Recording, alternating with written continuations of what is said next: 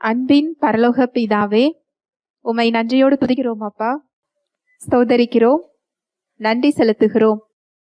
உம்முடைய அன்புக்காக, உம்முடைய கிருபைக்காக, உம்முடைய இரக்கங்களுக்காக நன்றி செலுத்துகிறோம் அப்பா. உம்முடைய கிருபை பெரியது, உம்முடைய இரக்கம் மகா பெரியது தகப்பனே. நன்றி செலுத்துகிறோம். நாங்கள் நிற்பதும் நிர்மூலமாகாமல் இருப்பதும் உம்முடைய சுத்த கிருபை ராஜா. நன்றி செலுத்துகிறோம். எங்களுக்கு என்ன என்ன தேவைகளோ எல்லாவற்றையும் சிலுவையில் செய்து முடித்திருக்கிறீர். இந்த சத்தியத்திற்கு நேராக எங்களை நீர் வழி நடத்தி கொண்டிருக்கிறீர்.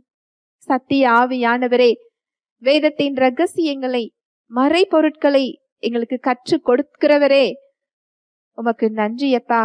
தடைகளை, மனக்கடினத்தை இயேசுவின் நாமத்தினாலே அப்புறப்படுத்துகிறேன்.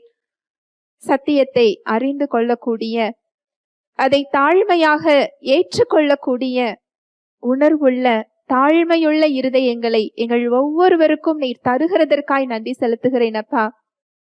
எங்கள் தேவைகளை நீர் அறிந்திருக்கிறீர். எங்களுடைய கேள்விகள், எங்களுடைய பிரச்சனைகள், எங்களுடைய பலவீனங்கள், சோர்வுகள், அவமானங்கள், கண்ணீர்கள், நாங்கள் நின்று கொண்டிருக்கும் சூழ்நிலைகளை எங்களை காட்டிலும் நீர் நன்றாக அறிந்திருக்கிறீர். எங்களுக்கு ஏற்ற மன்னாவை தாரும். வார்த்தையாக நீர் கடந்து வருகிறதற்காய் நான் நன்றி செலுத்துகிறேன். உம்முடைய வார்த்தையை நீர் அற்புதங்களினாலும் அடையாளங்களினாலும் உறுதிப்படுத்துகிறதற்காய் நன்றி செலுத்துகிறேன். என் சுயத்தை மறைத்து நீர் வெளிப்படும். இயேசுவின் மூலம் ஜெபிக்கிறேன் நல்ல பிதாவே, ஆமென். Praise the Lord. ஹல்லேலூயா. நன்றி இயேசுவே. இன்றைக்கு நம்ம பார்க்க போற சத்தியம் நல்ல பங்கு. ஒரு காரியத்துல, ஒரு விஷயத்துல ஒன்று வேண்டும் அப்படின்னு சொல்லி நம்ம தேர்ந்தெடுக்கிறதா இருந்தா, ஒரு கடைக்கு போய் ஒரு பொருள் வாங்குறதா இருந்தா, நம்ம ஒரு காரியத்துல ஒரு விஷயத்தை பெற்றுக்கொள்ளுறதா இருந்தா, நம்ம அது நல்லா இருக்கா இல்லையா, எனக்கு அது நன்மையை கொடுக்குமா கொடுக்காதா, இதோட பலன் என்ன, அதோட தரத்தை, தகுதியை நம்ம சரி பார்க்காம என்ன செய்ய மாட்டோம், வாங்க மாட்டோம் இல்லையா? சத்தியத்துல நல்ல பங்கை குறித்து நமக்கு கற்றுக் கொடுக்கப்பட்டிருக்கிறது. வாசிக்கலாம். லூக்கா 10:38 முதல். பின்பு அவர்கள் பிரயாணமாய் போகையில் அவர் ஒரு கிராமத்தில் பிரவேசித்தார். அங்கே மார்த்தாள் என்னும் பெயர் கொண்ட ஒரு ஸ்திரீ அவரை தன் வீட்டிலே ஏற்றுக்கொண்டாள். அவளுக்கு மரியாள் என்னப்பட்ட ஒரு சகோதரி இருந்தாள். அவள் இயேசுவின் பாதத்தருகே உட்கார்ந்து அவருடைய வசனத்தை கேட்டுக்கொண்டிருந்தாள். மார்த்தாளோ பற்பல வேலைகளை செய்வதில் மிகவும் வருத்தமடைந்து அவரிடத்தில் வந்து, ஆண்டவரே, நான் தனியே வேலை செய்யும்படி என் சகோதரி என்னை விட்டு வந்திருக்கிறதை குறித்து உமக்கு கவலை இல்லையா? எனக்கு உதவி செய்யும்படி அவளுக்கு சொல்லும் என்றாள். இயேசு அவளுக்கு பிரதியுத்தரமாக, மார்த்தாளே, மார்த்தாளே, நீ அநேக காரியங்களை குறித்து கவலைப்பட்டு கலங்குகிறாய். தேவையானது ஒன்றே. மரியாள் தன்னை விட்டு எடுபடாத நல்ல பங்கை தெரிந்து கொண்டாள் என்றார். Praise the Lord. இந்த மார்த்தாள் மரியாளை குறிச்சு நம்ம வேதத்துல ஒரு சில இடங்கள்ல நம்ம பார்க்கிறோம். இவங்க யாரு அப்படின்னா, ஆண்டவராகிய இயேசு கிறிஸ்து லாசருவை உயிரோடு எழுப்பினதாக வேதம் சொல்லுகிறது இல்லையா? அந்த லாசருடைய சகோதரிகள் தான் இவங்க. இயேசு கிறிஸ்து அந்த ஊருக்கு போகிறார். இயேசு கிறிஸ்துவை தன் வீட்டிலே யார் ஏற்றுக்கொள்றாங்களா? மார்த்தாள். வீட்டுல ஏற்றுக்கொண்டு அவங்க செய்கின்ற அந்த வேலை என்ன அப்படின்னா, வீட்டுக்கு யார் வந்திருக்கிறா? இயேசு கிறிஸ்து வந்திருக்கிறார். அவருக்கும் அவருடைய சீஷர்களுக்கும் அவங்க தேவையான உணவை அவங்க என்ன செய்யறாங்க? தயாரிக்க போறாங்க. இது ஒரு நல்ல விஷயம் தானே இல்லையா? உணவு தயாரிக்க போறது, அவருடைய தேவைகளை சந்திக்கிறது, இது ஒரு முக்கியமான விஷயம், ஒரு நல்ல விஷயம்தான். அந்த வசனம் என்ன சொல்லுது பாருங்க. அவருக்கு மரியாள் எனப்பட்ட ஒரு சகோதரி இருந்தார். அவர் இயேசுவின் பாதத்தருகே உட்கார்ந்து அவருடைய வசனங்களை கேட்டு கொண்டிருந்தார். மார்த்தாள் என்ன செஞ்சிட்டு இருக்கிறாங்களா? வேலை செஞ்சுக்கிட்டு இருக்கிறாங்க. வேற யாருக்கும் இல்ல. யாருக்கு? ஆண்டவராகிய இயேசு கிறிஸ்துவுக்கு.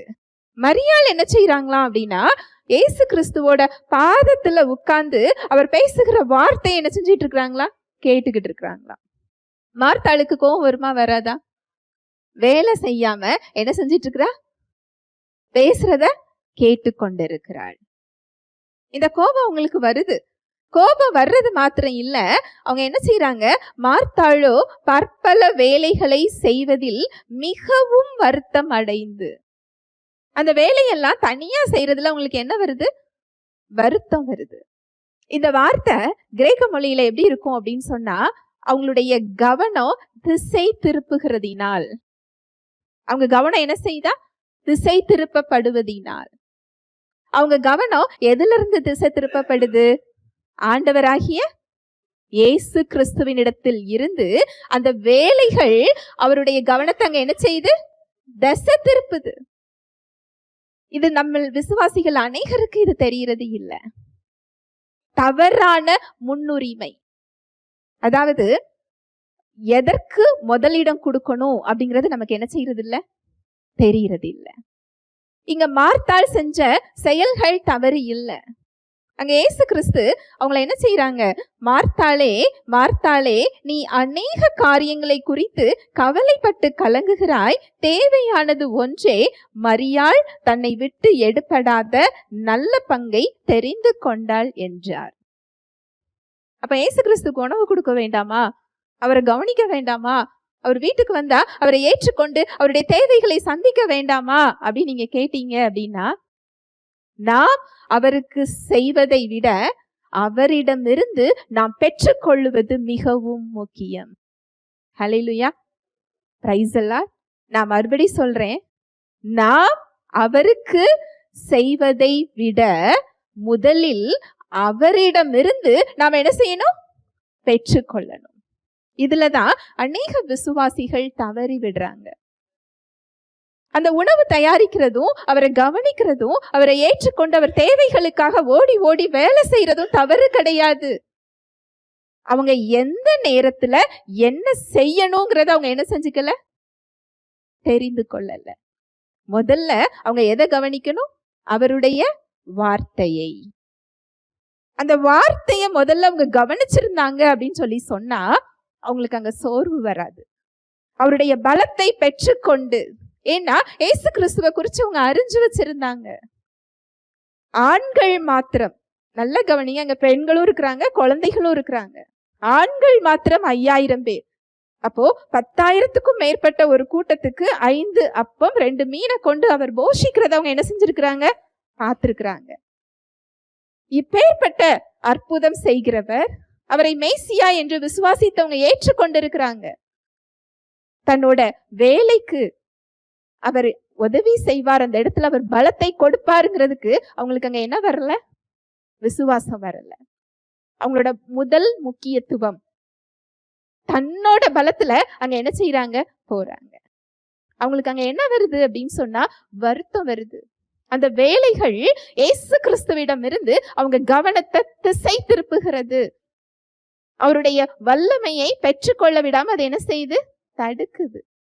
தவறான முன்னுரிமை.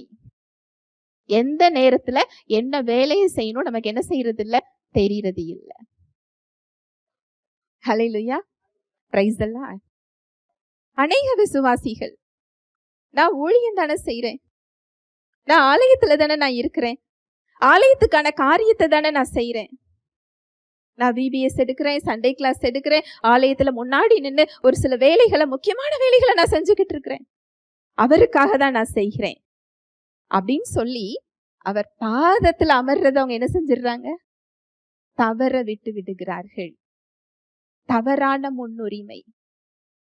உடம்புல ஒரு நோய் இருக்கு, டாக்டர் கிட்ட நீங்க அப்பாயின்மெண்ட் வாங்கியிருக்கிறீங்க, அதுக்கு உடனே நீங்க ட்ரீட்மெண்ட் பண்ணணும். அந்த நேரத்துல கல்யாண வீட்டுக்கு யாராவது கூப்பிட்டா போவீங்களா? விருந்தினர் யாராவது வந்தா உட்காந்து பேசிட்டு இருப்பீங்களா? வேற ஏதாவது ஒரு வேலையை செஞ்சுக்கிட்டு இருப்பீங்களா? ஏன், எனக்கு இத்தனை மணிக்கு நான் டாக்டர் போய் என்ன செய்யணும், பார்க்கணும். நான் பார்க்கவில்லை என்றால் அவர் வீட்டுக்கு போயிடுவார். அப்போ அந்த இடத்துல நமக்கு சரியான முன்னுரிமை கொடுக்க முடியுது இல்லையா? நான் சொல்றது உங்களுக்கு புரியுதா? நம்ம வாழ்க்கையில மற்ற காரியத்துல எந்த நேரத்துல எதை செய்யணுங்கிறத சரியாக செய்கிறோம் இல்லையா? ஆனா தேவனுடைய காரியத்துல சாத்தான் மூலமாக நம்ம வஞ்சிக்கப்படுறோம். நான் ஆலய காரியங்களை தான் செய்கிறேன். ஆலய காரியங்களையும் அவருடைய வல்லமை இல்லாமல் உங்க பலத்தில் நீங்க என்ன செய்ய முடியாது? செய்ய முடியாது. நீங்க ஆலய காரியத்தை செய்யலாம், அவருக்காக நீங்க செயல்படலாம், முன்னாடி இருந்து பொறுப்புகள்ல நீங்க நிற்கலாம், நிறைய பேருக்கு நீங்க கற்றுக் கொடுக்கலாம். அவரிடம் இருந்து பெறாமல் நீங்கள் செய்கின்ற செயல்கள் அது உங்களுடைய செயல்களே. அந்த உங்களுடைய செயல்கள்ல அந்த வல்லமையை நீங்க என்ன செய்ய முடியாது? பார்க்க முடியாது. அது உங்களை உலர்ந்து போக செய்துவிடும். அவர்கிட்ட இருந்து நம்ம அந்த ஜீவனை பெறல அப்படின்னு சொன்னா சோர்ந்து போயிடுவோம், வருத்தம் வரும். அந்த காரியங்கள் எல்லாம் அவர்கிட்ட இருந்து நம்மை திசை திருப்ப செய்கிறது. இந்த காரியங்களும் அவரோட அமர்ந்திருந்து நான் கற்றுக்கொள்ளுகிற காரியங்கள் ரெண்டுக்கும் என்ன வித்தியாசம்? அவர் பாதத்துல அமர்ந்திருக்கிறது அப்படின்னா என்ன? இந்த சம்பவத்துல இயேசு கிறிஸ்து மனித சரீரத்தில் இருந்தார். மரியாள் அவருடைய பாதத்தில் அமர்ந்திருந்தாங்க. இன்றைக்கு அவர் ஆவியானவராக உங்களுக்குள் இருக்கிறார். வார்த்தையாக நம்முடைய கரத்துல என்ன கொடுக்கப்பட்டிருக்கிறது? வேதாகமம் கொடுக்கப்பட்டிருக்கிறது. அவர் பாதத்துல அமர்ந்திருந்து அப்படிங்கிறது அவருடைய வார்த்தைகளோடு நாம் செலவிடுகின்ற நேரம். நீங்க தேவனை அறிந்து கொள்ளணும் அப்படின்னு சொன்னா எங்கதான் போகணும்? தேவனுடைய வார்த்தை கிட்டதான் போகணும். ஆதியிலே வார்த்தை இருந்தது, அந்த வார்த்தை தேவனிடத்தில் இருந்தது, அந்த வார்த்தையே தேவனாய் இருந்தது. நிறைய பேர் விடுதலை வேணும்னு வருவாங்க, சத்தியத்தை கொடுத்து நாங்க கேட்க சொல்லுவோம். அவங்க முதல்ல சொல்ற காரியம் என்ன அப்படின்னா, இன்றைக்கு எனக்கு ஆலயத்துல இந்த வேலை இருந்தது, ஆலயத்துல நான் இந்த இடத்துல நிக்க வேண்டியது இருந்தது, நான் ஆலயத்துக்கு போயிட்டு வந்துட்டேன், சத்தியம் இன்னும் கேட்டுக்கிறேன், எனக்கு தெரியும், நான் அவரை விசுவாசிக்கிறேன். அவரை விசுவாசிச்சா ஏன் அந்த இடத்துல நிக்கணும்? ஆலயத்துல இருக்கிறதுனால அவரை விசுவாசிக்கிறதுன்னு இல்ல. ஆலயத்துல இருக்கிறதற்கும் அவரை அறிந்து கொள்வதற்கும் பெரிய வித்தியாசம் இருக்கிறது. அப்படி சொல்றதுனால ஆலயத்துக்கு போறத தவறு என்று சொல்பவள் அல்ல. ஆலயத்துக்கு போறதே எதுக்குதான் போறோம்? அவரை அறிந்து கொள்வதற்கு, சத்தியத்தை அறிந்து கொள்வதற்கு, அவரை ஆராதிப்பதற்கு, ஒரு ஆவிக்குரிய ஐக்கியத்திற்கு என்ன செய்றோம்? போறோம். அவரை அறிந்து கொள்கிறத விட வேற எந்த செயலையும் அவர் முதன்மைப்படுத்த சொல்லல. நீங்க என்ன சொல்றாரு அவரு? மரியாள் தன்னை விட்டு எடுபடாத நல்ல பங்கை தெரிந்து கொண்டாள். தேவையானது ஒன்றே, ஒன்னே ஒண்ணுதான் தேவைன்னு சொல்றாரு. தேவையானது என்னதுதான்? ஒன்னே ஒண்ணுதான். என்னவென்றால் அவரை அறிந்து கொள்வது, அவருக்கு நேரம் கொடுப்பது, அதுவும் முதன்மையான இடத்தை கொடுப்பது. அவரோட பலத்தை நீங்க வாங்கிக்கிட்டு அவருக்கான காரியத்தை நீங்க செய்ய முடியும். அப்படி இல்லை என்றால் அவருக்காக நீங்க செய்கின்ற காரியங்களே அவரிடமிருந்து உங்களை பிரித்து விடும். நல்லா கவனிங்க, அவருக்காக நீங்க செய்கின்ற காரியங்களே அவரிடமிருந்து உங்களை என்ன செஞ்சிடும்? பிரித்து விடும். இந்த இடத்துல எத்தனை பேர் வஞ்சிக்கப்படுறோம் இல்லையா? நான் பிஸியா இருக்கிறேன், அவருடைய வேலையில நான் ரொம்ப பிஸியா இருக்கிறேன், அவர் இல்லாமல் அதில் ஒன்றும் இல்லை. இது ஒரு வகையாக நம்ம திசை திருப்பப்படுறது. இன்னொரு விதம் என்ன அப்படின்னா, உலக காரியங்கள், உலக கவலைகள், உலகத்தில் உள்ள பிரச்சனைகள், நமக்கு இருக்கிற பொறுப்புகளை குறித்த பாரங்கள், பற்பல வேலைகள் அவரிடமிருந்து நம்முடைய கவனத்தை என்ன செய்தா? திசை திருப்புகிறது. மார்க் 4:19 அதுக்கு முன்னாடி உள்ள வசனம். வசனத்தை கேட்டும் உலக கவலைகளும் ஐஸ்வர்யத்தின் மயக்கமும் மற்றவர்களை பற்றி உண்டாகிற இச்சைகளும் உட்பிரவேசித்து வசனத்தை நெருக்கி போட அதனால் பலனற்று போகிறார்கள். உங்க தோட்டத்துல, உங்க வீட்டுல ஒரு விதைய விதைக்கிறீங்க, அது முளைக்கும் என்ற நிச்சயம் உங்களுக்கு உண்டு இல்லையா? அது தண்ணி ஊத்தி பாப்பீங்க, அதை போய் என்ன செய்வோம்? பார்ப்போம். அது போல இப்பொழுது நான் விவசாயி இடத்துல உங்க இருதயத்துல என்ன செஞ்சிட்டு இருக்கிறேன்? விதைச்சுக்கிட்டு இருக்கிறேன். உலக பிரகாரமான விதைகளாவது முளைக்காமல் போக வாய்ப்பு உண்டு. ஆனா அவருடைய வார்த்தையாகிய விதை அழியாத மாசு மறுவற்ற நித்தியமான வித்து. அது என்ன செய்யாது? அழியாது. இந்த விதை முளைக்கிறதற்கு உங்களோட பங்குன்னு ஒன்று இருக்கிறது. இந்த வசனம் சொல்லுது பாருங்க, வசனத்தை கேட்டும் உலக கவலைகளும். எது நெருக்கி போடுதா? உலக கவலைகள். எத்தனை பேர் நம்ம கவலைப்படாம இருக்கிறோம்? நீங்க யோசிச்சு பாருங்களேன், எத்தனை பேர் கவலைப்படாம இருக்கிறோம்? எல்லாருமே கவலைப்படுறோம். இந்த வசனத்தை, இந்த வார்த்தைய எது பலன் தராம நெருக்கி போடுதா? உலக கவலைகள். உலக கவலைகள், ஐஸ்வர்யத்தின் மயக்கம், மற்றவைகளை பற்றி உண்டாகிற இச்சைகள். நம்ம தேவைகள், பிரச்சனைகள் மட்டும் நம்மள அந்த விதைய நறுக்கி போடல. நம்ம கையில வச்சிருக்கிற பொருட்களினால் உண்டாகின்ற திருப்தியும் அதை என்ன செய்யுது? நெருக்கி போடுது. புரியுதா? நம்ம அதிகமாக பெற்றுக்கொள்ளும் போதும் அந்த இடமும் அவரை விட்டு அது என்ன செய்யுது? விலக்குகிறது. நான் தேவை சந்திக்கப்பட்டா அவருக்கு நன்றியுள்ளவளாக இருப்பேன், அதுல விடுதலையை பார்த்தா நான் சாட்சியுள்ளவனாக நான் இருப்பேன்னு சொல்றோம். எத்தனை பேர் அந்த இடத்துக்கு போறோம் அப்படின்னா மிகச்சிலரை. தேவை சந்திக்கப்பட்ட உடனே எங்க போயிடுறோம்? உலகத்துக்குள்ள. ஏன்னா அந்த திருப்தி அவரை தேடுவதை விட்டுட்டு உலகத்தை தேட வச்சிரும். அது அந்த இடத்தை என்ன செய்யுது? நெருக்கி போடுகிறது.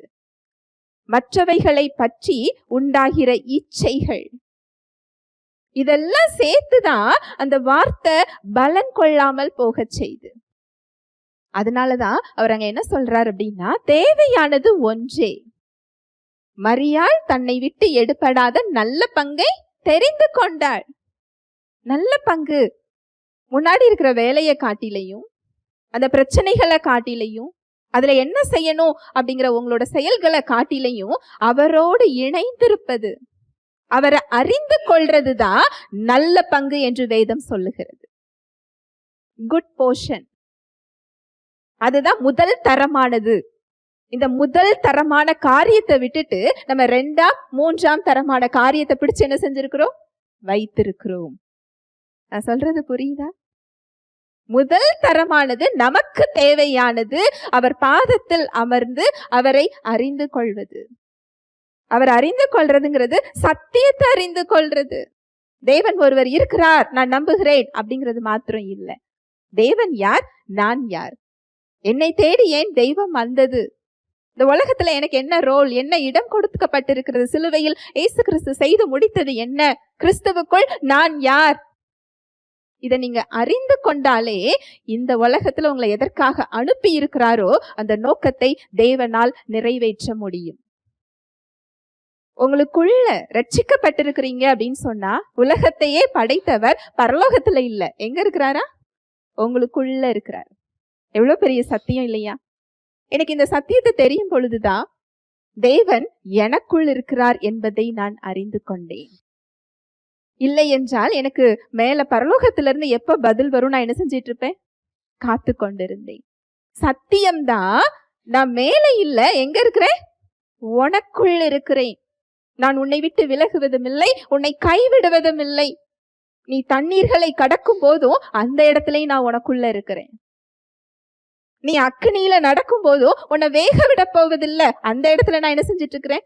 உனக்குள்ள நான் இருந்துகிட்டு இருக்கிறேன். அதனாலதான் அவரை அறிய சொல்லுகிறார். இதுதான் உங்க வாழ்க்கைக்கு தேவையான முதல் தேவை. இதுதான். நீங்க நினைக்கிறீங்க எனக்கு சுகம் தேவை, எனக்கு விடுதலை தேவை, எனக்கு நிம்மதி தேவை, சமாதானம் தேவை, எனக்கு ஆசீர்வாதம் தேவை, நான் இத்தனை நாள் நான் கேட்டுக்கிட்டு இருக்கிறேன், இத்தனை நாள் நான் பார்த்துக்கிட்டு இருக்கிறேன், இத்தனை நாள் ஜெபிச்சுக்கிட்டு இருக்கிறேன், நான் இந்த காரியம் எல்லாம் செஞ்சிருக்கிறேன். தேவையானது ஒன்றே. முதலாவது அவருடைய ராஜ்யத்தையும் அவருடைய நீதியையும் தேடுங்கள். ஹல்லேலூயா, பிரைஸ் தி லார்ட். ஏன் அது தேவையான ஒன்று? முதலாவது தேவை அதுதான். ஏன் முதலாவது தேவையாக அவர் கூறுகிறார்? யோவான் 8:31-32. இயேசு தம்மை விசுவாசித்த யூதர்களை நோக்கி, நீங்கள் என் உபதேசத்தில் நிலைத்திருந்தால் மெய்யாகவே என் சீஷராய் இருப்பீர்கள், சத்தியத்தையும் அறிவீர்கள், சத்தியம் உங்களை விடுதலையாக்கும் என்றார்.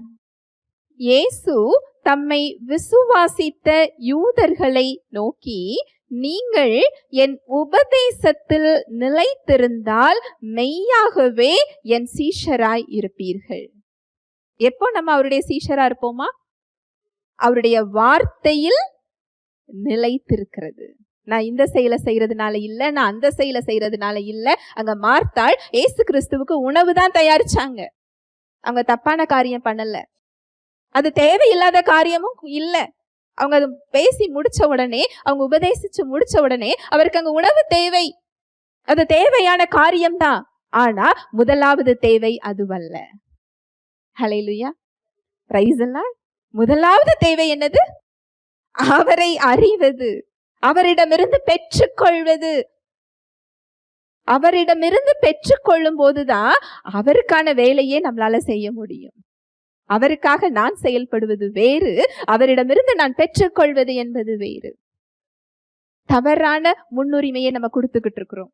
நான் அவருக்காக நான் செயல்படுகிறேன் என்று சொல்லி அவரிடமிருந்து பெற்றுக்கொள்வதை என்ன செஞ்சிடறோம்? தவற விட்டு விடுகிறோம்.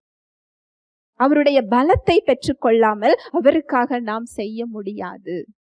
இந்த வசனம் சொல்லுது பாருங்க, தம்மை விசுவாசித்த யூதர்களை நோக்கி, என் உபதேசத்தில் நிலைத்திருந்தால் மெய்யாகவே என் சீஷராய் இருப்பீர்கள், சத்தியத்தையும் அறிவீர்கள், சத்தியம் உங்களை விடுதலையாக்கும் என்றார். அவருடைய வார்த்தைய நீங்க தேடும் பொழுது, அவருடைய வார்த்தைய நீங்க தெரிந்து கொள்ளும் போதுதான் சத்தியத்தை அறியக்கூடிய இடத்துக்கு நீங்க வருவீங்க. அவருடைய முதலாவது விருப்பம் நீங்கள் அவரை அறிந்து கொள்வது. சத்தியத்தை அறிந்து கொள்வது அப்படின்னா நீங்க தேவனை அறிந்து கொள்வது, இயேசு கிறிஸ்துவை நீங்க அறிந்து கொள்வது. நிறைய பேருக்கு இந்த சத்தியத்தை நாங்க சொல்லுவோம். நிறைய பேர் உடனே சொல்ற ஒரு காரியம் என்ன அப்படின்னு சொன்னா, நான் ரொம்ப பக்தியா இருப்பேன், நான் ரொம்ப விசுவாசமா இருப்பேன், நான் அவரை ரொம்ப நம்புவேன், நான் ஆலயத்துக்கு தவறாம போவேன், வேதம் நான் நல்லா வாசிப்பேன், நான் அவரை நம்பிக்கிட்டு தான் இருக்கிறேன் சிஸ்டர் அப்படிம்பாங்க. நாங்க சொல்லிட்டு விட்டுருவோம். அடுத்து கொஞ்ச நாள்ல ஒரு பிரச்சனைட்டு என்ன செய்வாங்க? வருவாங்க. அந்த பிரச்சனைக்குள்ள போக கூடாது என்றுதான் அங்க சத்தியம் முதலாவது என்ன செய்து சொல்லப்படுகிறது. அவங்களோட பிரையாரிட்டி, அவங்களுடைய முக்கியத்துவம் வேற இடத்துக்கு போகுது.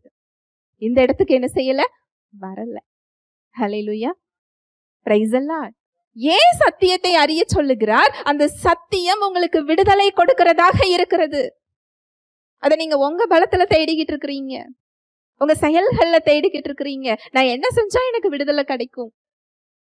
ஆனா அந்த விடுதலை எங்க இருக்கு? சத்தியத்துல இருக்கு, இயேசு கிறிஸ்துவின் இடத்தில் இருக்கிறது. நான் ஒரு சாட்சி. நிறைய பேருக்கு சத்தியம் சொல்லும் பொழுது 4 விதமான மக்கள். ஒருவர் அதை கேட்டும் அது உள்ளேயே அந்த வார்த்தை என்ன செய்யாது? போகாது. வழியருகே விதிக்கப்பட்ட இருதயம். அடுத்து ஒரு இருதயம் சந்தோஷமா கேட்கும், ஆனா அதற்கு நேரம் கொடுக்காததினால் அதுல நிலைச்சவங்களால என்ன செய்ய முடியாது? நிற்க முடியாது. பிரச்சனை வந்தோடனே சோர்ந்து விழுந்துருவாங்க. நான் கேட்கதான் செஞ்சேன், எனக்கு ஏன் பிரச்சனை வந்தது? என்னால ஏன் வெளியில வர முடியல? கேட்டீங்க சரி, அதற்கு நேரம் கொடுத்தீங்களா அப்படின்னா இல்ல. அதனாலதான் பிரச்சனை வரும்போது அந்த இடத்துல நிலைச்சு நிற்க முடியல, அதை மேற்கொள்ள முடியல. பிரச்சனையில என்ன செஞ்சிடணும்? விழுந்து போறோம். மூன்றாவது இருதயம் என்ன அப்படின்னு சொன்னா, அவங்க சந்தோஷமா கேக்குறாங்க, அதை ஏற்றுக்கொள்றாங்க, ஆனா உலக கவலைகளும் ஐஸ்வர்யத்தின் மயக்கமும் இச்சைகளும் அதை செயல்பட விடாம என்ன செஞ்சிருது? தடுத்து விடுகிறது. 4வது நபர் தான் 30, 60, 100 கனி கொடுக்கிறார். இந்த 4 வகையான மனிதர்களை நாங்கள் பார்த்து கொண்டிருக்கிறோம். சொல்லுகின்ற 4 பேரில் ஒருவர் தான் இதை என்ன செய்வாங்க? நிலைத்து நிற்பார்கள். அதுக்காக நாங்க சொல்லாம இருக்கிறது இல்ல. அந்தந்த இருதயத்தின் அமைப்பின்படி அவங்க அதை என்ன செஞ்சு கொள்வாங்க? பெற்றுக்கொள்வாங்க. ஹல்லேலூயா, பிரைஸ் தி லார்ட். சத்தியத்தை அறிய சொல்லுகிறார். ஏன்னா அந்த சத்தியம்தான் விடுதலை நமக்கு என்ன செய்கிறது? கொடுக்கிறது. சத்தியத்துலதான் விடுதலை இருக்கு. நீங்க தேடுகிற விடுதலை, நீங்க தேடுகிற வாழ்வு, நீங்க தேடுகிற நிம்மதி, நீங்க தேடுகிற மீட்பு உலகத்தில் இல்லை, சத்தியத்தில் இயேசு கிறிஸ்துவினிடத்தில் மாத்திரமே இருக்கிறது. அதனாலதான் வார்த்தை சொல்லுது, தேவையானது ஒன்றே. உங்களுக்கு தேவையானது ஒண்ணுதான். நல்ல பங்கை தேர்ந்தெடுங்கள், முதல் தரமானதை தேர்ந்தெடுங்கள். முக்கியமானது என்ன செய்யுங்க? தேர்ந்தெடுங்க. அவரை அறிந்து கொள்ளுங்கள். அவரிடமிருந்து அந்த பலத்தை பெற்றுக் கொள்ளுங்கள். நீங்க விடுதலையை பெற்றுக்கொள்ள வேண்டும் என்பதற்காக அதை தேர்ந்தெடுக்க சொல்லுகிறார். அந்த நல்ல பங்குங்கிறது அவரை தேர்ந்தெடுக்கிறது. அதுலதான் உங்களுக்கான விடுதலை இருக்கிறது. அந்த நல்ல பங்குல அடுத்து என்ன இருக்குது அப்படின்னு சொன்னா 1 யோவான் 4:18.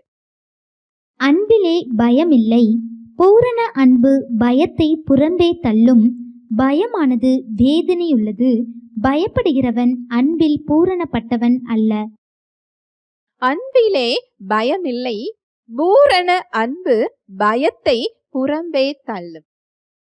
அந்த நல்ல பங்கு, நீங்க தேர்ந்தெடுக்கின்ற நல்ல பங்கு, அவரை அறியும் பொழுது அவருடைய அன்பை நீங்க அறிந்து கொள்ள ஆரம்பிக்கிறீங்க. உலக அன்புக்கும் தேவ அன்புக்கும் ஒரு வித்தியாசம் உண்டு. உலக அன்பு எப்படிப்பட்டது அப்படின்னா, உணர்வுகளின் அடிப்படையில வரக்கூடியது. ஒருத்தங்களை பார்த்தா உங்களுக்கு பிடிக்கும், ஒருத்தங்களை பார்க்கும் போதே என்ன செய்யாது? பிடிக்காது. ஏன் பிடிக்குதுன்னு தெரியாது, ஏன் பிடிக்கலன்னு தெரியாது. அது உணர்வுகளின் அடிப்படையில் என்ன செய்யும்? வரும். எவ்வளவுதான் ஒருவர் உயிருக்கு உயிராக ஒருவரை நேசித்தாலும் அந்த அன்பு ஒரே நாள்ல மாறவும் கூடியது, அது வெறுக்கவும் செஞ்சிடும். ஏன் வெறுக்குதுன்னு அதுக்கு என்ன செய்யாது? தெரியாது. மாறக்கூடியது. இது மனித அன்பு. இத உணர முடியும் நம்மளால, நம்ம உணர்வுகள்ல அதை உணர முடியும். ஆனா தேவ அன்பை உங்கள் உணர்வுகளில் உணர முடியாது. ஹல்லேலூயா, பிரைஸ் தி லார்ட். தேவ அன்பை உங்க உணர்ச்சியில என்ன செய்ய முடியாது? உணர முடியாது. நீங்க சொல்லலாம், அவர் எனக்குள்ளதான் இருக்கிறார் அப்படின்னா, நான் ஏன் இந்த பிரச்சனையில இருக்கிறேன்? நான் ஏன் இந்த போராட்டத்துல இருக்கணும்? நான் ஏன் தோற்று போகணும்? நான் ஏன் பலவீனமா இருக்கணும்? நான் ஏன் இந்த கட்டுகளுக்குள்ள நான் நின்று கொண்டிருக்கணும் அப்படின்னு சொன்னா, நீங்க இன்னும் அவருடைய அன்பை அறியவில்லை. நீங்க அதை அறியாமல் உணர்கின்ற இடத்துக்கு என்ன செய்ய முடியாது? வர முடியாது. ஏன்னா அவருடைய அன்பு ஆவிக்குரிய அன்பு. அதை நீங்க அவர் வார்த்தையின் மூலமாக தான் என்ன செய்ய முடியும்? அறிய முடியும். நீங்கள் அதை அறிந்துதான் அந்த அன்பை விசுவாசிக்க முடியும். அதை நீங்க விசுவாசிக்கும் பொழுதுதான் அந்த அன்பை வெளியில நீங்க பார்க்க முடியும். ஹல்லேலூயா, பிரைஸ் தி லார்ட். ஒரு சின்ன குழந்தைய அந்த குழந்தையோட தகப்பன் மேல தூக்கி போடும்போது அது அழுமா சிரிக்குமா? எந்த குழந்தையாவது அழுது இருக்கா? மறுபடி தூக்கி போட சொல்லும். இன்னொரு தடவைன்னு கேட்கும். சிறு குழந்தையா இருக்கும்போது பெற்றோர்கள் அப்பா தகப்பனோட கையை பிடிச்சிட்டு ரோட்டை கிராஸ் பண்ணுவோம். என்னைக்காவது கடந்து வருகின்ற பஸ், லாரி, வேனை பார்த்து பயந்துருக்கிறோமா? இல்ல. ஏன்னா பிடிச்சிருக்கிறது யாரோட கை? தகப்பனின் கை. அந்த கரைக்கு போய் சேர்ந்துரும். ஏன்னா அவருடைய அன்பு தெரியும். அதனாலதான் அவர் சொல்றாரு, அவருடைய அன்பை அறிந்து கொள்ள சொல்லுகிறார். அந்த பூரண அன்புல என்ன கிடையாதா? பயம் கிடையாதா? இது ஒரு பொல்லாத உலகம். இந்த உலகத்தில் உபத்திரவங்கள் உண்டு, போராட்டங்கள் உண்டு. நீங்க இயேசு கிறிஸ்துவை ஏற்றுக்கொள்றதுனால பிரச்சனையே வராதுன்னு கிடையாது. நீங்க விசுவாசியாக இருந்தால், அதுவும் பக்தியாக இருக்கணும், தேவனை பிரியப்படுத்தணும், கிறிஸ்துவை வெளிப்படுத்தணும்னு நினைச்சீங்கன்னு சொன்னா அதிக போராட்டங்கள் உண்டு. ஆனா அது நோய் கிடையாது, அது பாவ கட்டுகள் கிடையாது, சாப கட்டுகள் கிடையாது, பிசாசின் கட்டுகள் கிடையாது. எல்லாவற்றிலுமிருந்து இயேசு கிறிஸ்து சிலுவையில மிக பெரிய மீட்பை அவர் கொடுத்திருக்கிறார். இதை நீங்க அனுபவிக்கணும்னு அவசியமே கிடையாது. நம்ம அதுல பெற்றுக்கொள்ளாமல் இருந்தோம்னா இன்னொன்னு அறிய வேண்டிய விதத்துல என்ன செய்யல? அறிந்து கொள்ளல. என்னுடைய பங்குதான் மாற்றிக்கொள்ள வேண்டியதே தவிர மாற்ற வேண்டியது அவரை இல்லை. ஆனா ஒரே ஒரு காரியத்துல விடுதலை நமக்கு கொடுக்கப்படல. மனிதர்கள் மூலமாக வருகின்ற உபத்திரவத்திலிருந்து நமக்கு என்ன கொடுக்கப்படல? விடுதலை கொடுக்கப்படல. ஆனா அதிலும் அதை தாங்குவதற்கும் அதை மேற்கொள்வதற்கும் தப்பி செல்வதற்கும் நமக்கு அங்கு ஒரு வழியை உண்டு பண்ணி இருக்கிறார். ஒரு பிரச்சனை முடிஞ்சதுன்னா இன்னொருவர் மூலமாக இன்னொரு பிரச்சனை என்ன செய்யும்? வரும். ஆனாலும் அதை மேற்கொள்ளக்கூடிய வல்லமையை நமக்கு என்ன செஞ்சிருக்கிறார்? கொடுத்திருக்கிறார். இத்தனை பிரச்சனைகளுக்கு மத்தியிலையும் அவருடைய அன்பை நான் அறிந்து கொள்ளும் போது அந்த பூரண அன்பு அந்த பிரச்சனைகளின் மத்தியில எனக்கு பயத்தை கொடுக்காது. என்னோட பயத்தை அது என்ன செய்யும்? புறம்பே தள்ளும். உங்க பயத்தை அது என்ன செஞ்சிடும்? புறம்பே தள்ளிரும். பயப்படாம இருக்கணும், நான் ரொம்ப தைரியசாலி, நான் ரொம்ப தைரியமா இருப்பேன், நீ பயப்படாத அப்படின்னு சொல்லி பிரச்சனையை பார்த்து பயப்படுறவங்ககிட்ட நிறைய பேர் சொல்லுவாங்க. ஒருத்தங்களை பார்த்து பயப்படாத அப்படின்னு நாம சொல்லி அவங்களோட பலத்துல அவங்களால பயப்படாம இருக்க முடியாது. ஏன்னா பயம் என்பது ஒரு உணர்வு இல்ல, பயம் என்பது ஒரு ஆவி. 2 தீமோத்தேயு 1:7. தேவன் நமக்கு பயமுள்ள ஆவியை கொடாமல் பலமும் அன்பும் தெளிந்த புத்தியும் உள்ள ஆவியையே கொடுத்திருக்கிறார். தேவன் நமக்கு பயமுள்ள ஆவியை கொடாமல் பலமும் அன்பும் தெளிந்த புத்தியும் உள்ள ஆவியை கொடுத்திருக்கிறார். பயங்கிறது உணர்வு இல்ல, பயங்கிறது என்னது? ஆவி. அந்த ஆவிய நீ பயப்படாதன்னு சொல்லி அது என்ன செய்யாது? போகாது. நான் தைரியமா இருக்கணும் நினைச்சு அந்த ஆவியை என்ன செய்ய முடியாது? விரட்ட முடியாது. அந்த பயத்தின் ஆவிய போக்குறதற்கு பரிசுத்த ஆவியானவரின் வல்லமை நிறைந்த வார்த்தைகள் தேவை. ஜீவனுள்ள வார்த்தை தேவை. தேவனுடைய வார்த்தை ஆவியாயும் ஜீவனாயும் இருக்கிறது. இந்த வார்த்தையை உங்க சிந்தனைகளுக்குள்ள நீங்க கொண்டு போகும்போது, சத்தியத்தை உங்க சிந்தனைக்குள்ள நீங்க கொண்டு போகும்போது, அவர் யார், அவர் என்னை எப்படி படைத்திருக்கிறார், அவருடைய அன்பு என்னங்கிறத நீங்க அறிந்து கொள்ளும் போது அந்த அன்பு உங்கள் பயத்தை புறம்பே தள்ளும். உங்க பிரச்சனைக்கு மத்தியில தேவன் உங்களுக்கு எதிராக இல்லை. இந்த பிரச்சனைக்கு மத்தியில தேவன் உங்களுக்கு ஆதரவாக உங்கள் சார்பாக அவர் நின்று கொண்டிருக்கிறார். இந்த அன்பை நீங்க அறிஞ்சுக்கிட்டீங்கன்னா உங்களுக்கு பயம் வராது. அதனாலதான் அவர் சத்தியத்தை அறிந்து கொள்ள சொல்லுகிறார். உங்களுக்கு தேவையானது ஒன்றே, உங்களுக்கு தேவையானது ஒன்றுதான். நீங்க நினைக்கிறீங்க எனக்கு சுகம் தேவை, விடுதலை தேவைன்னு நினைக்கிறீங்க, ஆசீர்வாதம் தேவைன்னு நினைக்கிறீங்க. நீங்க தேடுற எல்லாம் எங்க இருக்கு? சத்தியத்துல இருக்கு, ஏசு கிறிஸ்துவின் இடத்துல இருக்கு. முதலாவது உங்களது தேவை அவரை அறிந்து கொள்வது, அவருடைய ராஜ்யத்தை தேடுவதுன்னா அவரை தேடுவது, அவரை அறிந்து கொள்றது. இயல்பாகவே எல்லாமே நிழல் போல பின்தொடருமா. நீங்க தேடி போக வேண்டாம், அது என்ன செய்யுமா? பின்தொடரும். மத்தேயு 6வது அதிகாரம் கடைசி வசனத்துல சொல்லப்பட்டிருக்கு, வாசிக்கலாம். அதுக்கு முந்தின வசனம், முதலாவது தேவனுடைய ராஜ்யத்தையும் அவருடைய நீதியையும் தேடுங்கள், அப்பொழுது இவைகளை எல்லாம் உங்களுக்கு கூட கொடுக்கப்படும். முதலாவது தேவனுடைய ராஜ்யத்தையும் அவருடைய நீதியையும் தேடுங்கள், அப்பொழுது இவைகள் எல்லாம் உங்களுக்கு கூட கொடுக்கப்படும். முதலாவது என்ன செய்யணுமா? தேவனுடைய ராஜ்யத்தை தேடணுமா? தேவனுடைய ராஜ்யத்தை தேடுறதுங்கிறது யாரை தேடுறது? அவரை தேடுறது. அவரை தேடும் பொழுதே அந்த அன்பை உங்களால என்ன செய்ய முடியும்? அறிந்து கொள்ள முடியும். அந்த அன்பை நீங்க அறிந்து கொள்ளும் போதே உங்க பயம் உங்களை விட்டு போயிடும். அந்த அன்பு உங்களை பலப்படுத்தும். நீங்க தேவ அன்பை அறிந்து கொண்டால் மாத்திரமே அதை நீங்கள் விசுவாசிக்க முடியும். நீங்கள் விசுவாசித்தால் தான் அதை உங்களால உணர முடியும். ஏன்னா இது மனித அன்பு கிடையாது, இது தேவ அன்பு. நீங்க இதை அறிந்து கொண்டா உங்க விடுதலை உங்க வாழ்க்கையில நீங்க பார்க்க முடியும். நீங்க சொகத்துக்குள்ள போறதுக்கான வழி இதுதான். விடுதலைக்குள்ள போறதுக்கான வழி இதுதான். அவருடைய அன்பை அறிந்து கொள்றது. இந்த நல்ல பங்கு, அவர் சொல்ற நல்ல பங்குல என்ன இருக்கு? அவரோட அன்பு இருக்கு.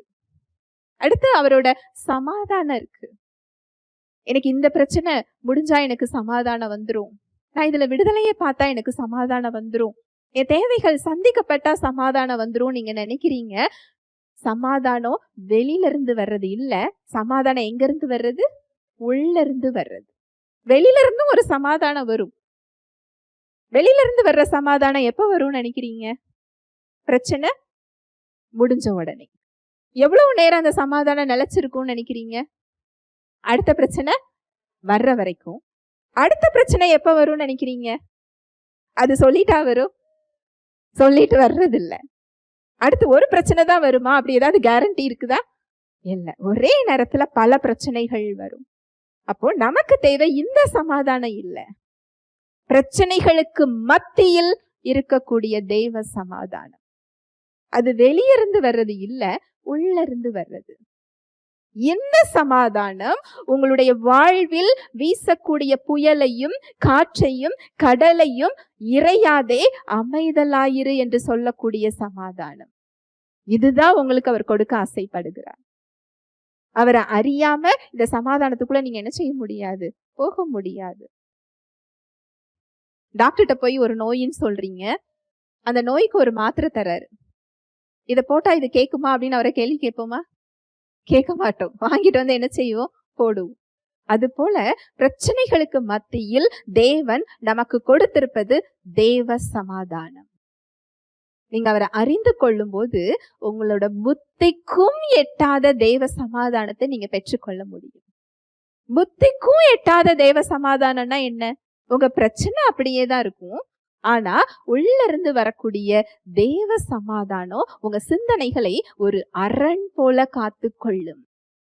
நீங்க பயப்படாம, நீங்க கலங்காம, நீங்க குழம்பாம, புலம்பாம, நீங்க சந்தேகப்படாம, அவருடைய அன்பில் நிலைத்து இருக்க, விசுவாசத்துல நிலைத்து இருக்க உங்களோட சிந்தனைகளை அது என்ன செய்யுமா? அரண் போல பாதுகாத்து கொள்ளுமா. ஒரு மொழிபெயர்ப்புல சொல்லப்பட்டிருக்கு, எப்படி ஒரு தேசத்தை, அந்த தேசத்துடைய எல்லைகளை ராணுவ வீரர்கள், எதிரிகள் புகுந்து விடாம என்ன செய்வாங்க? பாதுகாப்பாங்க இல்லையா? அது போல அவரோட தேவ சமாதானம் நம்முடைய சிந்தனைகளை பயம் வராம, குழப்பம் வராம, கவலை வராம, சந்தேகம் வராம நம்ம சிந்தனைகளை அது என்ன செய்யுமா? அரண் போல என்ன செய்யுமா? பாதுகாத்து கொள்ளும். நீங்க அவரை அறியும் போது இந்த புத்திக்கும் எட்டாத உங்க பிரச்சனை அப்படியே இருந்தாலும் சரி, இந்த சமாதானம் உங்க சிந்தனை என்ன செய்யும்? மேற்கொள்ளும். இந்த சமாதானத்துக்குள்ள நீங்க போகும்போது இயல்பாகவே உங்க பிரச்சனையில நீங்க மேற்கொள்றவங்களா இருப்பீங்க. அதுல ஒரு வழி உண்டாகிறத பாப்பீங்க. தப்பி சொல்றதுக்கு ஒரு போக்கு உண்டாகிறத நீங்க என்ன செய்வீங்க? பாப்பீங்க. தோத்து போறவங்களா இருக்க மாட்டீங்க, அல்ல ஜெயம் கொள்ளுகிறவர்களாக இருப்பீர்கள். ஹல்லேலூயா, பிரைஸ் தி லார்ட். அடுத்து அவரோட இணைஞ்சிருக்கும் போது, அந்த வார்த்தைகளை நம்ம அறிந்து கொள்ளும் போது, சத்தியத்தை அறிந்து கொள்ளும் போது, அவர் பாதத்துல காத்திருக்கும் பொழுது நாம பெற்றுக்கொள்றது மனித பலம் இல்ல, மனித உதவி இல்ல, உலகத்துல இருந்து வரக்கூடிய தயவு இல்ல, தேவ பலம், தேவ உதவி, தேவ தயவை என்ன செஞ்சுக்கிறோம்? பெற்றுக்கொள்ளுகிறோம்.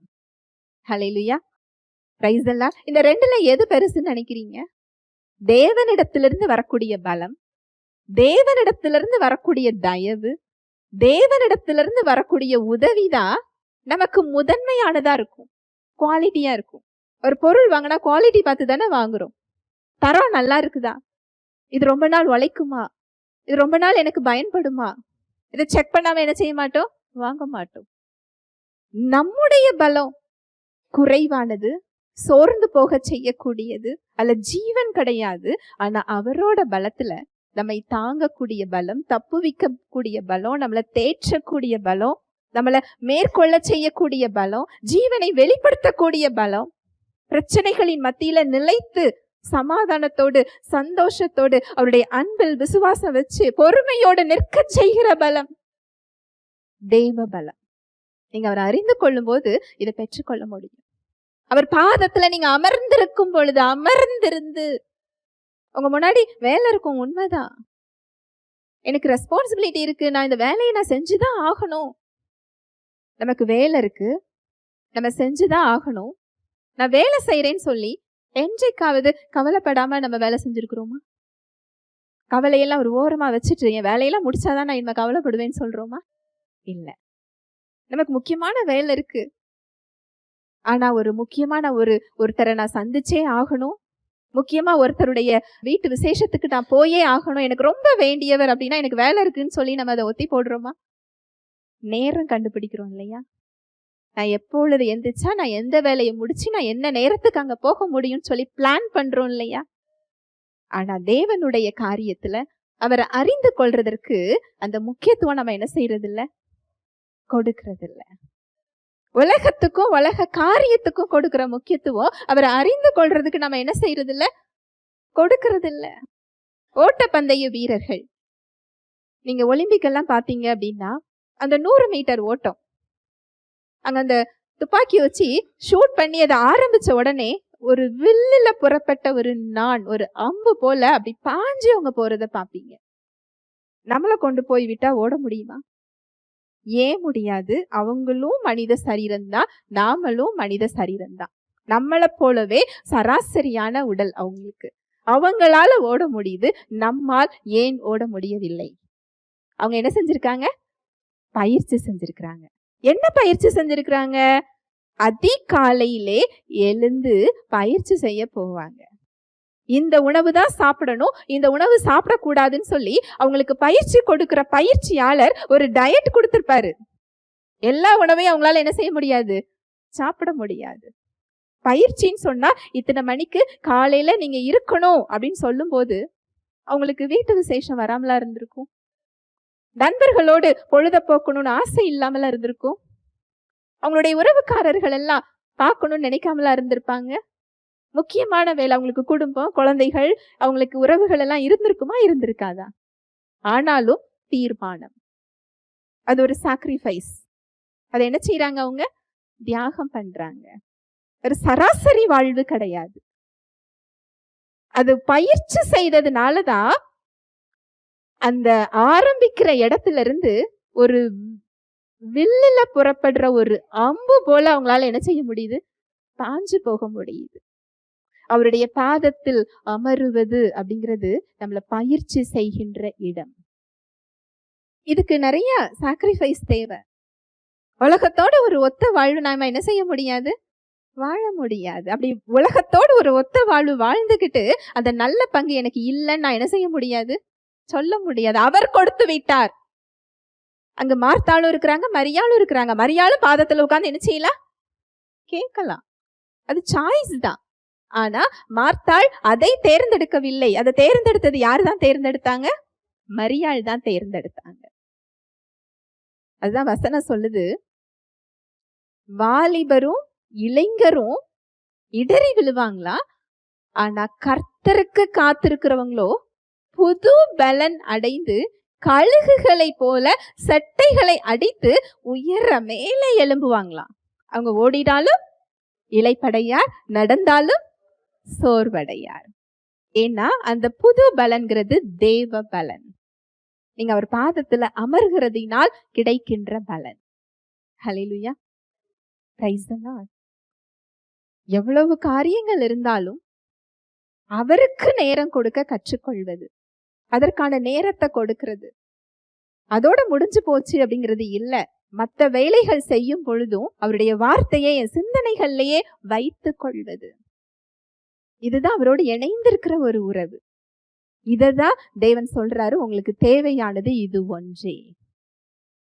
உங்களை விட்டு எடுபடாத நல்ல பங்கை நீங்க என்ன செஞ்சுக்கோங்க, தெரிந்து கொள்ளுங்கள். ஏன்னா அது உங்களுக்கு விடுதலையை கொடுக்கு, அவருடைய அன்பை கொடுக்கு, அவருடைய சமாதானத்தை கொடுக்கு, தெய்வ பலத்தை கொடுக்கு. இன்னும் சொல்லிட்டே போகலாம். நீங்க அவரோட இணைஞ்சிருக்கும் போது, அவரை அறிந்து கொள்ளும் போது அது கிறிஸ்துவை போல உங்களை மாற்றுகிறது. அதுக்காக தான் ஆவியானவர் உங்களுக்குள்ள இருக்கிறாரு.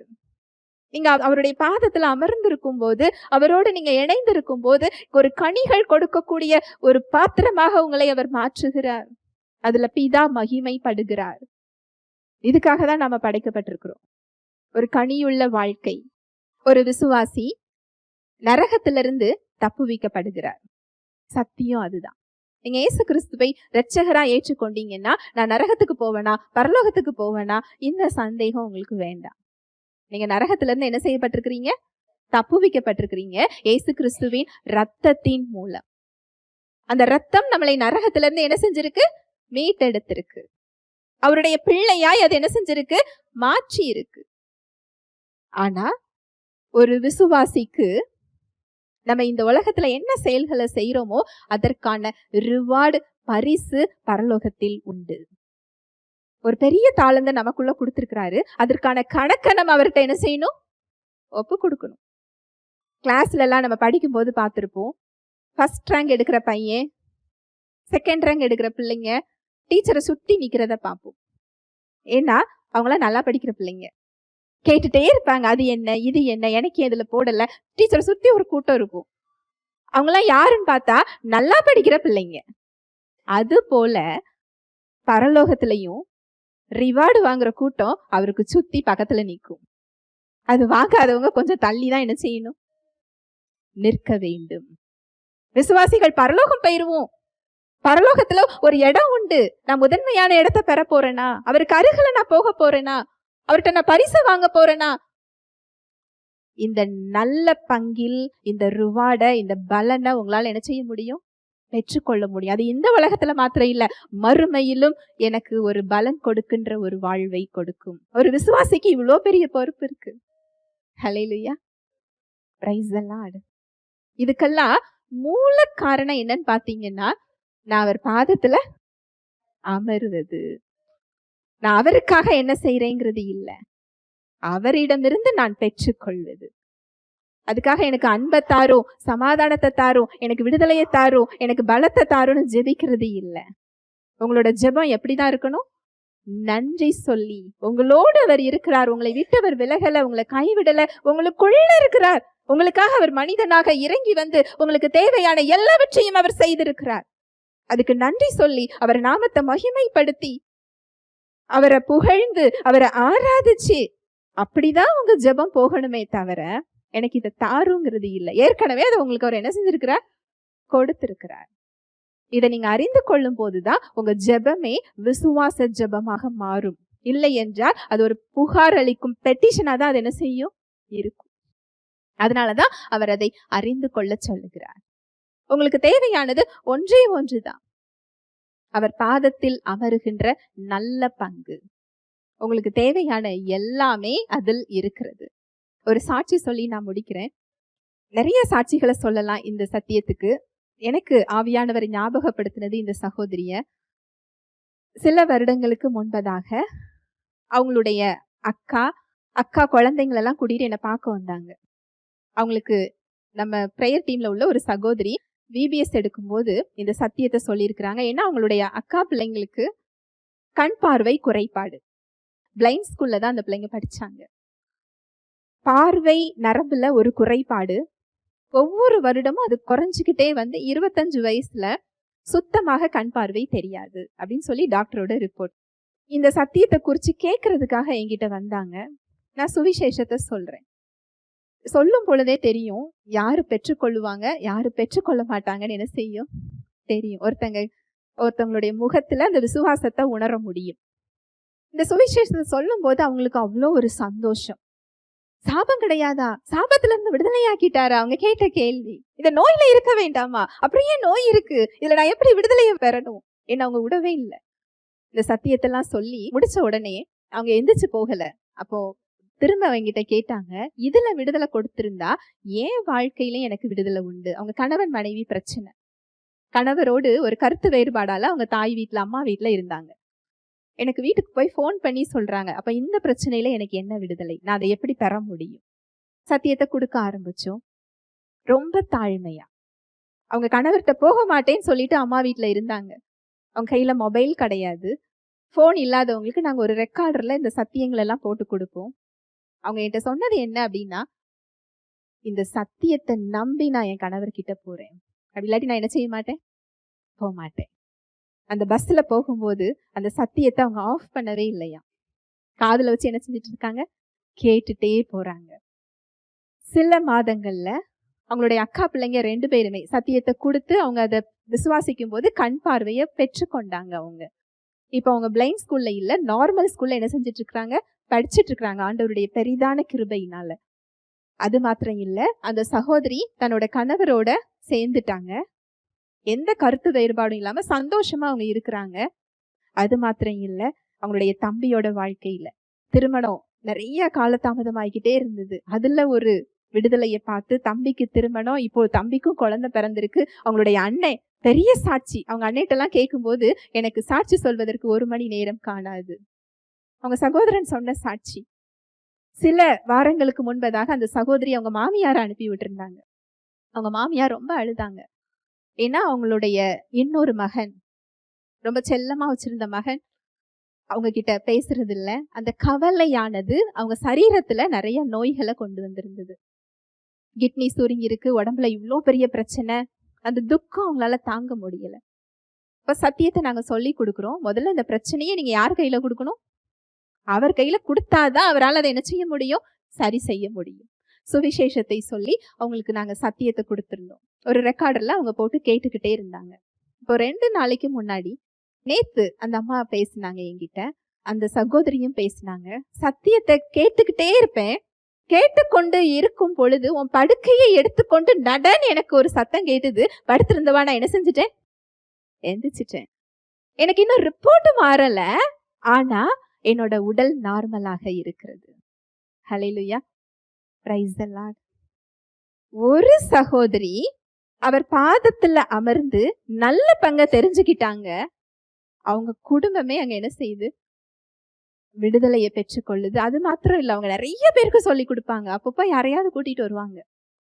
இவங்களுக்கு சொல்லி கொடுங்க, அவங்களுக்கு சொல்லி கொடுங்க அப்படிம்பாங்க. அவங்களும் சொல்லி கொடுக்குறாங்க. இது இந்த சகோதரி மட்டும் இல்ல, நிறைய சகோதர சகோதரிகள் இப்படி இருக்கிறாங்க. நீங்க அவர் பாதத்துல அமரும் பொழுது, அவரை நீங்க அறிந்து கொள்ளும் போது, அது உங்க வாழ்வை மாற்றுவது மாத்திரம் இல்ல, உங்களை சுத்தி இருக்கிற எல்லார் வாழ்வையும் அது என்ன செஞ்சிடும்? மாற்றிவிடும். அதற்காக தான் அவர் அவரை அறிந்து கொள்ள சொல்லுகிறார். உங்களுக்கு தேவையானது ஒன்றே, முதலாவது அவருடைய ராஜ்யத்தை தேடுவது, முதலாவது அவரை தேடுவது. அவரை தேடுறதுங்கிறது அவரை அறிந்து கொள்றது. அவரை நீங்க அறிய வேண்டிய பிரகாரமாக சத்தியத்துல அறிந்து கொள்ளுங்க, தவறா இல்ல. வார்த்தை அவரை குறிச்சு என்ன சொல்லுது? அதுதான் சத்தியம். நீங்க தவறான முறையில அவரை அறிஞ்சுக்கிட்டீங்கன்னா அது உங்க வாழ்வை கட்டுகளுக்குள் கொண்டு போகும். உண்மையான சத்தியம் உங்களுக்கு விடுதலை கொடுக்கும். நீங்க விடுதலையை பார்க்கல அப்படின்னு சொன்னா இன்னும் சத்தியத்தை அறிந்து கொள்ளல. முழுமையான சத்தியத்தை நீங்க இன்னும் என்ன செய்யல? அறிந்து கொள்ளல. ஹல்லேலூயா, பிரைஸ் தி லார்ட். அப்போ எந்த வேலைய எந்த நேரம் செய்யணும்னு சொல்லி அந்த முக்கியத்துவம் நமக்கு தெரிஞ்சிருக்கணும். நான் அவருக்காகவே செயல்படுவதாக இருந்தாலும் முதல்ல அவர்கிட்ட இருந்து நான் பெற்றுக்கொண்டுதான் நான் என்ன செய்ய முடியும்? செயல்பட முடியும். உலக காரியமாகவே இருந்தாலும் முதல்ல நான் அவர்கிட்ட இருந்து பெற்றுக்கொள்ளும் போது அந்த உலக காரியங்கள் எளிதாக அங்க மாறிவிடும். அதனாலதான் சொல்றேன், உனக்கு தேவையானது ஒன்னே ஒண்ணுதான், என்ன அறிந்து கொள். அப்ப வேலைலாம் நாங்க பார்க்க வேண்டாமா அப்படின்னு நீங்க கேட்கிற மாதிரி இருக்கு. வேலைகளுக்கு மத்தியில் அவரை உங்க சிந்தனைகள்ல நீங்க என்ன செய்ய முடியும்? தரித்து கொள்ள முடியும். நீங்க சத்தியத்துல என்ன அறிஞ்சுக்கிறீங்க? அந்த வார்த்தையில அவரை என்ன அறிஞ்சிருக்கிறீங்க? கிறிஸ்துவுக்குள்ள நீங்க யாரு? இதை நீங்க கேட்டு நீங்க தியானிச்சு அதை நீங்க வேலை பார்க்கும்போது உங்க சிந்தனைகள் என்ன செய்ய முடியும்? வைத்து கொள்ள முடியும். ஹல்லேலூயா, பிரைஸ் தி லார்ட். ஜெபிக்கலாம். அன்பின் பிதாவே, உம்மை நன்றியோடு துதிக்கிறோம் அப்பா, ஸ்தோத்தரிக்கிறோம், நன்றி செலுத்துகிறோம். நன்றி அப்பா, உம்முடைய அன்புக்காக, உம்முடைய கிருபைக்காக நன்றி அப்பா, உம்முடைய இரக்கங்களுக்காக நன்றி அப்பா. மெய் சமாதானத்தை எங்களுக்கு நீ தந்திருக்கிறீரப்பா. சிலுவையில் மிக பெரிய விடுதலையை கொடுத்திருக்கிறீர். உம்முடைய பூரண அன்பு எங்களுடைய பயத்தை புறம்பே தள்ளுவதாக இருக்கிறது. தேவ பலத்தை எங்களுக்கு நீர் கொடுத்திருக்கிறீர். இதை அறிந்து கொள்ள சத்தியத்தை எங்களுக்கு நீ தந்திருக்கிறீரப்பா. நீ தந்த நல்ல வார்த்தைகளுக்காக, சத்தியத்திற்காக நன்றி. நாங்க உமக்காக ஓடலாம். நாங்க மார்த்தாளை போல உம்முடைய தேவை என்று பல பக்தி செயல்களை நாங்க செஞ்சுக்கிட்டு இருக்கலாம். ஆனா முதலாவது எங்களது தேவை உம்மை அறிந்து கொள்வது, உம்முடைய பாதத்தில் நாங்கள் அமர்ந்திருப்பது, உம்மோடு நாங்கள் இணைந்திருப்பது. இந்த நல்ல பங்கை தெரிந்து கொள்ள இன்று எங்களுக்கு நீர் கற்றுக் கொடுத்திருக்கிறீர். எது முக்கியமானது, எது முதலாவது, எது முதல் தரம் வாய்ந்தது என்று எங்களுக்கு நீர் கற்றுக் கொடுத்திருக்கிறீர். மற்ற காரியங்கள் உம்மிடமிருந்து எங்களை திசை திருப்புவதற்காக வருகிறது. உம்முடைய வார்த்தையை எங்களிடத்தில் செயல்பட விடாமல் அது நெருக்கி போடுவதற்காக அந்த பாரங்கள் வருகிறது. இன்று அறிந்து கொண்டோம் அப்பா. நாங்கள் மாற வேண்டிய இடங்களை எங்களுக்கு நீர் சுட்டி காண்பித்திருக்கிறீர். வந்திருக்கிற ஒவ்வொருவரையும் உம்முடைய கரத்தில் நான் தருகிறேன். என்ன தேவையில வந்தாங்களோ அவங்களுக்கு ஏற்ற மன்னாவை நீர் கொடுத்ததற்காக நன்றி. அவர்களோடு நீர் பேசியதற்காக, இடைப்பட்டதற்காக நன்றி. அவர்களுடைய பாரங்களை உம்முடைய பாதத்தில் இறக்கி வைக்க நீர் கற்றுக் கொடுத்திருக்கிறீரப்பா. இறக்கி வைக்க நீர் கிருபை கொடுக்கிறதற்காக நன்றி. அவருடைய கவலைகளை நீர் விசாரிக்கிறவராக இருக்கிறீர். விசாரிக்கிறவர் மாத்திரம் இல்ல, அதற்கு பதில் கொடுக்கிறவராக, அந்த தேவைகளை நீர் சந்திக்கிறவராக இருக்கிறீரப்பா. நன்றியப்பா. ஒவ்வொருவரது சரீரத்திற்கும் ஒரு விலை கொடுக்கப்பட்டிருக்கிறது. உங்களுக்கு எந்தெந்த இடத்துல பலவீனங்கள் இருக்கிறது, எந்த இடத்துல வலிகள் இருக்கிறது, எதுல பாதிக்கப்பட்டிருக்கிறீங்க, அந்த இடத்துல கைகளை வைத்துக் கொள்ளுங்கள். கிறிஸ்து உங்களுக்காக சாபமாகி சட்டத்தின் சாபத்திலிருந்து நீங்களாக்கி மீட்டு கொண்டார். பாவத்தின் சம்பளம் மரணம். அந்த மரணத்தை அவர் ஏற்றுக்கொண்டு நீங்க சமாதானத்தை பெறக்கூடிய தண்டனைய அங்கு அவர் மீது சுமத்தப்பட்டது. அவருடைய தழும்புகளால் நீங்கள் குணமானீர்கள் என்று வேதம் சொல்லுகிறது. உங்க சரீரத்துக்கு ஒரு விலை கொடுத்திருக்கிறார். காசோ பணமோ பொருளோ கொடுத்தவர் வாங்கி தரல, தன்னோட சொந்த ரத்தத்தினால் உங்களை மீட்டெடுத்திருக்கிறார். ஏசு கிறிஸ்துவின் சரீரமா இருக்கிறீங்க. உங்களுக்காக அடிக்கப்பட்ட ஏசு கிறிஸ்துவ பாருங்க. சிலுவையில் அறையப்பட்ட ஏசு கிறிஸ்துவ பாருங்க. கைகள்ல ஆணிகளால் அறையப்பட்டார், கால்களில் ஆணிகளால் அறையப்பட்டார், விலாவில் ஈட்டியால் குத்தப்பட்டார். அந்த சாபமான முள்முடிய நீங்க சாபத்துல இருக்க கூடாது என்பதற்காக அவர் சுமந்து கொண்டார். நன்றியப்பா. உங்க பலவீனங்களை அவர் சுமந்து கொண்டதை பாருங்க. உங்க பாவங்கள் அவர் சுமந்து கொண்டதை பாருங்க. உங்க துக்கங்கள் அவர் சுமந்து கொண்டதை பாருங்க. உங்க வேதனைகள் அவர் சுமந்து கொண்டதை பாருங்க. நீங்க சுமக்க தேவையில்லை. அவருடைய ரத்தத்தால கழுவப்படுறத பாருங்க. ஏசு கிறிஸ்துவின் ரத்தம் உங்களை கழுவி கொண்டிருக்கிறத பாருங்க. மேல உச்சியிலிருந்து உள்ளங்கால் வரை ஒவ்வொரு உறுப்புகளையும் ஏசு கிறிஸ்துவின் ரத்தம் கழுவி கொண்டிருக்கிறத பாருங்க. நன்றியப்பா. பரலோக ராஜ்யத்தின் திறவுகோள்களை எங்களுக்கு கொடுத்திருக்கிறீங்க.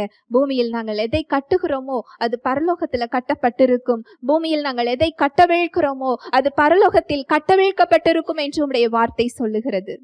இயேசுவின் நாமத்தினாலே ஒவ்வொருவரது சரீரத்துல உள்ள பாவ கட்டுகள், நோயின் கட்டுகள், உறுப்புகளை முடக்கி வைத்திருக்கின்ற, பலவீனப்படுத்துகின்ற, மரணத்தை கொடுக்க நினைக்கின்ற, கேன்சர் வியாதியை கொடுக்கின்ற, கிட்னி ப்ராப்ளம், இருதய பிரச்சனை, உறுப்புகளை சுருங்கி போக செய்கின்ற கட்டிகள், தேவையில்லாத சதை வளர்ச்சிகள், தோல் வியாதிகளை கொடுக்கின்ற எல்லா ஆவிகளையும் இயேசுவின் நாமத்தினாலே அப்புறப்படுத்துகிறேன். சிலுவையில் நீர் கொடுத்த தேவ சுகத்தை, தேவ விடுதலையை இயேசுவின் நாமத்தினாலே ஒவ்வொருவரது சரீரத்திலையும் கட்டவிழ்கிறேன். தேவ சுகம் உங்களது சரீரத்தை நிரப்பிக் கொண்டிருக்கிறது இயேசுவின் நாமத்தினாலே. பாதிக்கப்பட்ட சரீர உறுப்புகள் இயேசுவின் நாமத்தினாலே புதிதாக மாறட்டும். இயேசுவின் தழும்புகளால நீங்க சுகமாக்கப்பட்டீங்க. கிறிஸ்துவை மரித்தோர்ந்து எழுப்பின வல்லமையுள்ள ஆவியானவர் உங்களுடைய சரீரத்தை உயிர்ப்பித்துக் கொண்டிருக்கிறார். வல்லமையுள்ள ஆவியானவரால் உங்களுடைய சரீர உறுப்புகள் உயிர்ப்பிக்கப்பட்டு கொண்டிருக்கிறது. இயேசுவின் தழும்புகளால் சுகமாக்கப்பட்டீங்க. இயேசுவின் நாமத்தினால முழுமையான விடுதலையை பெற்றுக்கொண்டீங்க. இயேசுவின் மூலம் ஜெபிக்கிறேன் நல்ல பிதாவே, ஆமென்.